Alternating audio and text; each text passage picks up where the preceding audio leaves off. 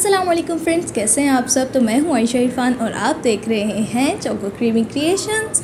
तो जी आज ऑर्डर आया था ये बेंटो केक का और मैंने अर्जेंट ऑर्डर था, मतलब 8 बजे दिया और उन्हें रात को 11 से 12 बजे तक चाहिए था। तो मैंने जल्दी से बनाना शुरू किया। ठीक है, पहले स्पॉन्ज बेक किया, क्रीम विप करके रख दी, ये सब कुछ जल्दी से बनाया। इतना प्यारा बना था ना, मुझे इस पर इतनी खुशी हो रही थी। मैं से कह रही थी शाबाश बेटा शाबाश बेटा मजाक करी। ठीक है, इतना गर्म था ना, डर के मैं इसको हाथ लगा रही थी, लेकिन फिर भी मैंने कहा जल्दी से वीडियो बना लेते क्योंकि बाद में इतना टाइम नहीं होगा।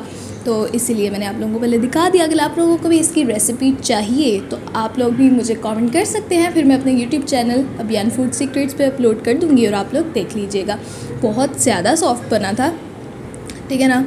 तो ये देखें, इतना मतलब सॉफ्ट सा ये था और इसके बाद ये ठंडा होकर आ गया। नहीं अभी ये गर्म है, ये देखें धुआं भी निकल रहा है। तो फिर भी मैं इसको ना लगी हुई थी, इतना मज़े का लग रहा था, इतना सॉफ्ट। अगर आप लोगों को भी इसकी रेसिपी चाहिए तो कमेंट में ज़रूर बताइएगा। चलें जी, अब इसको रख देते हैं हम कुछ देर के लिए फ्रिज में। इसका टेक्सचर आप लोग चेक करें, इतना प्यारा, इतना अच्छा। मतलब अर्जेंट में भी जल्दी से ये हो गया बेक। ये मैंने 1 घंटे से नहीं 2 घंटों से बेक किया था। बेंटो केक का ही ऑर्डर था। लास्ट तक वीडियो ज़रूर देखिएगा। तो जी इसको रख देते हैं फ्रिज में। फ्रिज से निकाल के फिर मैंने आप लोगों को जो है बस सही तरह दिखाया है, इसे तोड़ मड़ोड़ के। ठीक है, तो भाई इसकी लेयर्स कट कर लेते हैं।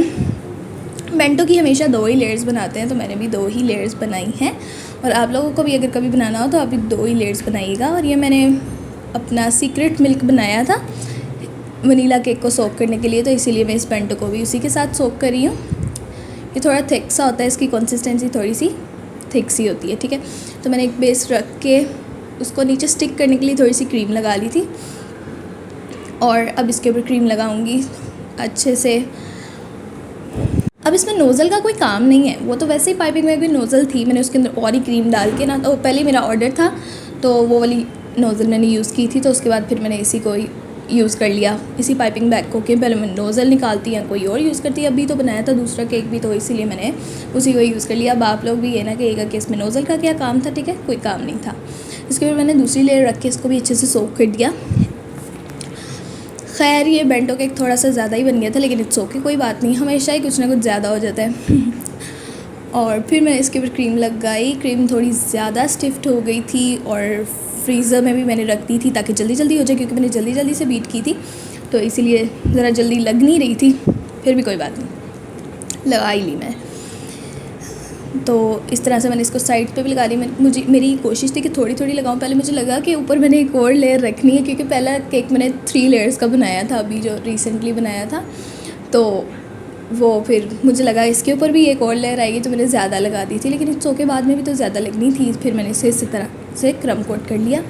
उसके बाद मैंने इसे इसी के बटर पेपर के ऊपर रख के इसे फ्रीज़र में रख दिया। फिर से निकाला, फिर से इसका बटर पेपर हटा के इसको क्रीम लगा के स्टिक किया और अब फिर से इसकी फाइनलाइजिंग करूँगी। तो इस तरह से थोड़ी ज़्यादा क्रीम लगा लिया करें। बहुत से लोग कहते हैं बहुत सी क्रीम है, भाई वो उतर भी तो जाती है। देखिए फिनिशिंग करते हुए वो उतार भी तो लेते हैं ना, तो इतनी ज़्यादा कोई क्रीम नहीं होती। फिनिशिंग के लिए ज़्यादा क्रीम का होना बहुत ज़रूरी है, वरना थोड़ी सी के साथ आप क्या करेंगे, उसमें क्रम्स आ जाएंगे। वैसे भी अर्जेंट ऑर्डर था, तो इसलिए इन बातों का ख्याल रखा करें और कमेंट करने से पहले ज़रा थोड़ा सा सोचा भी करें। तो जी ये इस तरह से मैंने इसे जल्दी से फिनिशिंग कर ली। कैमरे में बहुत जल्दी लग रहा है, लेकिन असल में बहुत टाइम लगा था, क्योंकि स्पॉन्ज भी फ्रेश था, क्रीम भी फ्रेश थी, सब कुछ। चले खैर हो गया सब कुछ और कस्टमर को बहुत ज़्यादा पसंद भी आया। फिर क्या हुआ मेरे साथ, ये मैं आपको बताती हूँ। पहले तो जी था कि रात को जाना है, साथ में इसके बुके भी था और ठीक मैंने तैयार कर दिया। 11 बजे बिल्कुल रेडी था ये। मैंने कस्टमर को बोला कि आपका केक रेडी है, उन्होंने पिकअप करवाना था, तो आप ना भेज दें जिन्होंने आके लेके जाना है। फिर उन्होंने कहा कि वो अभी तो नहीं आ सकते, तो फिर ये अगले दिन रात के टाइम गया था, वो भी फिर हमने डिलीवरी कराया था, फिर पिकअप नहीं करने आए थे, तो अगले दिन रात के वक्त गया था। तो ये इसका सीन था, इसकी कहानी थी। खैर कोई बात नहीं, इसके ऊपर आर्ट की थी ये इस तरह से। फ़र्स्ट टाइम मैंने ऐसी आर्ट की थी, ऐसा डिज़ाइन किया था, थोड़ा सा अजीब सा हो गया था, लेकिन इट्स ओके। कस्टमर बहुत ज़्यादा सेटिस्फाइड थे और उन्हें बहुत अच्छी लगी। ठीक है, तो ये देखें, पहले मैं आतिफ़ लिखना ही भूल गई, फिर मैंने आतिफ़ भी लिख दिया उसके पेट के ऊपर। खैर कुछ नहीं होता है इस तरह से। फिर मुझे सादा सादा लग रहा है, मैंने कस्टमर से बोला कि मैं इसके ऊपर स्प्रिंकल्स लगा देती हूँ, तो वो कहती हैं जी हाँ ठीक है आप लगा दें जैसे आपको ठीक लगे। तो मैंने इसके ऊपर स्प्रिंकलर्स लगा दी और ये बहुत प्यारा, बहुत ज़्यादा खूबसूरत और हसीन लग रहा था, असल में और ज़्यादा प्यारा लग रहा था।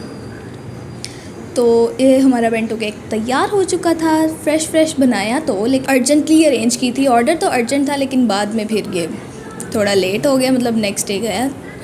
तो बहुत अच्छा लग रहा था, जल्दी जल्दी में बन के भी कोई चीज़ें बहुत प्यारी और बहुत खूबसूरत लगती हैं, जिनमें से एक ये भी था।